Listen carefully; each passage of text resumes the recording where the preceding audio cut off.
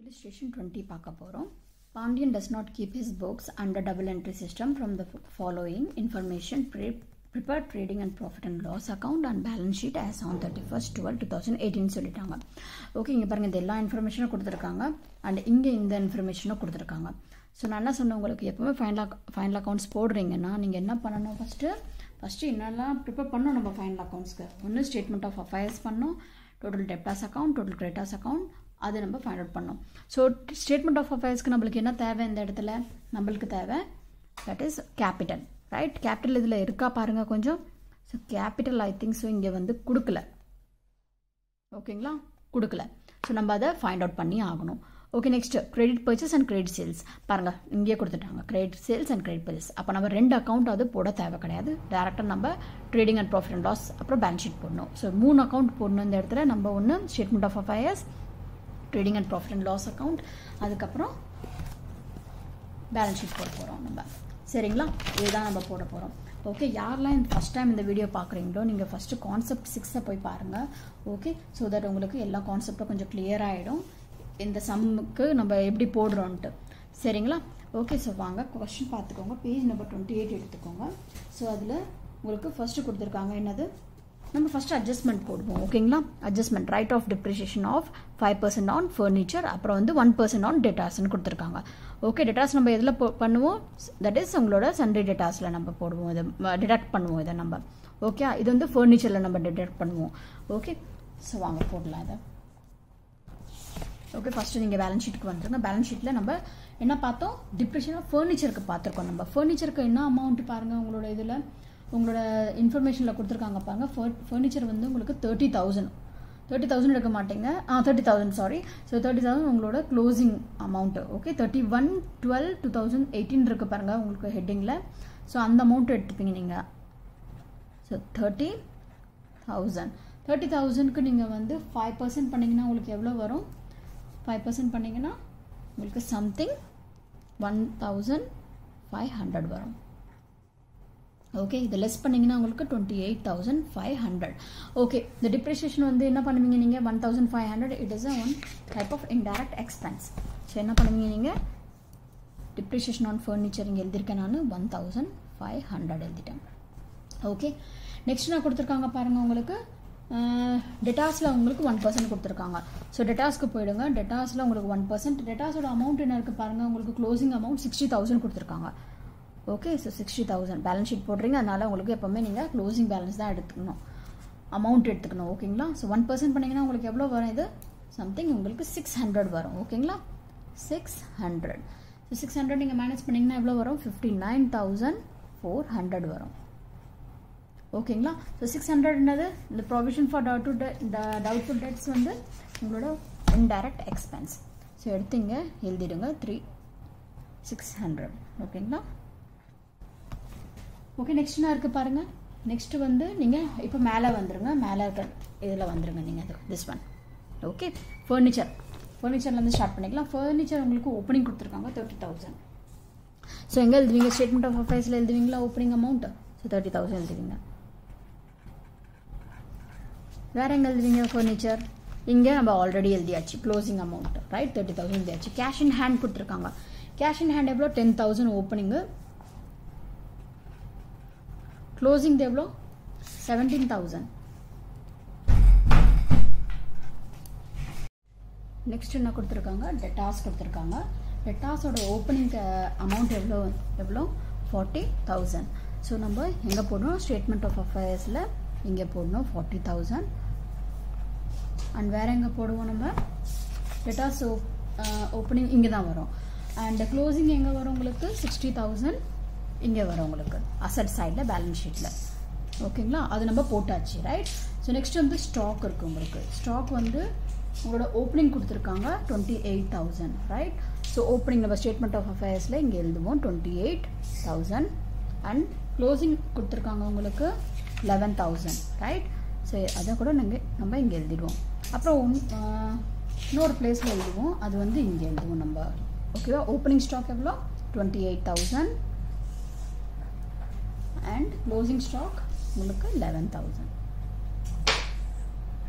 okay next என்ன கொடுத்துருக்காங்க bills receivable கொடுத்துருக்காங்க ஓகே பில்ஸ் ரிசீவோட ஓப்பனிங் வந்து 12,000 நம்ம ஸ்டேட்மெண்ட் ஆஃப் அஃபேர்ஸில் இருக்க 12,000 எழுதுவோம் அதுக்கப்புறம் நம்ம இங்கே எழுதுவோம் பில்ஸ் ரிசீவபிள் அசட் சைடில் 35,100 ஓகே நெக்ஸ்ட் வந்து பேங்க் லோன் கொடுத்துருக்காங்க ஸோ பேங்க் லோன் எங்கே வரும் உங்களுக்கு ஸ்டேட்மெண்ட் ஆஃப் அஃபேர்ஸில் ஸ்டார்டிங் ஓகேங்களா 25,000 அது இங்கே வரும்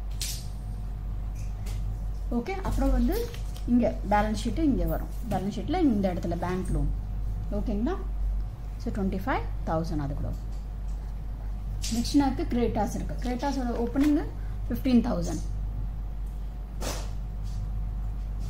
அப்புறம் வந்து 16,000 வந்து உங்கள் பேலன்ஸ் ஷீட்டில் எழுதணும் ஓகே நெக்ஸ்ட் என்ன இருக்குது பாருங்கள் கீழே வந்து உங்களுக்கு கேஷ் சேல்ஸ் கொடுத்துருக்காங்க கேஷ் சேல்ஸ் எங்கே வரும் உங்களுக்கு சேல்ஸ் இந்த பக்கம் இருக்குது ரைட் கேஷில் ஸோ 11,200 ஓகே நெக்ஸ்ட் வந்து கேஷ் பர்ச்சேஸ் இருக்குது ஸோ 4,250 4,250 உங்கள் புக் ஓப்பன் பண்ணிக்கோங்க பேஜ் நம்பர் 28 அதில் பார்த்துட்டே வாங்க நான் இங்கே சொல்லிட்டே இருப்பேன் நீங்கள் எழுதுங்க ஓகே உங்கள் அக்கௌண்ட்ஸ் நோட் எடுத்துகிட்டு இது ஃபுல்லாக எழுதுங்க அப்போ தான் கரெக்டாக ப்ராப்பராக உங்களுக்கு புரியலைன்னா புரியாது உங்களுக்கு அப்புறம் கேஷ் ஆன் பர்ச்சேஸ் கொடுத்துருக்காங்க 3,000 ஸோ அவுட்டர் காலமில் எழுதுங்க அப்புறம் கமிஷன் ரிசீவ்டு கொடுத்துருக்காங்க 600 கமிஷன் ரிசீவ்டு எங்கே எழுதுவீங்க இதை கமிஷன் ரிசீவ் ஆயிருக்கு உங்களுக்கு ஸோ இது வந்து உங்களுக்கு இன்டைரக்ட் இன்கம் ஆயிடுச்சு உங்களோட ப்ராஃபிட் அண்ட் லாஸில் இந்த பக்கம் எழுதுவீங்க ஸோ 600 அதுக்கப்புறம் ட்ராயிங்ஸ் கொடுத்துருக்காங்க ட்ராயிங்ஸ் வந்து உங்களுக்கு 8,000 எங்கே எழுதுவீங்க 8,000 பேலன்ஸ் ஷீட்டில் லைபிலிட்டி சைடில் எழுதுவீங்க தட் இஸ் உன்னோட இந்த காலமில் எழுதுவீங்க நீங்கள் 8,000 ஓகே நெக்ஸ்ட் வந்து சேலரிஸ் கொடுத்துருக்காங்க சேலரி வந்து உங்களுக்கு ஒரு இன்டைரக்ட் எக்ஸ்பென்ஸ் அது ஸோ 8,900 ஓகேங்களா நெக்ஸ்ட் வந்து கொடுத்துருக்காங்க உங்களுக்கு credit sales so credit sales எங்கே வரும் உங்களுக்கு இந்த பக்கம் வரும் ரைட் கிரெடிட் சேல்ஸ் வந்து உங்களுக்கு 88,800 ஸோ ஆட் பண்ண என்ன வரும் உங்களுக்கு 1 lakh கிட்ட வரும்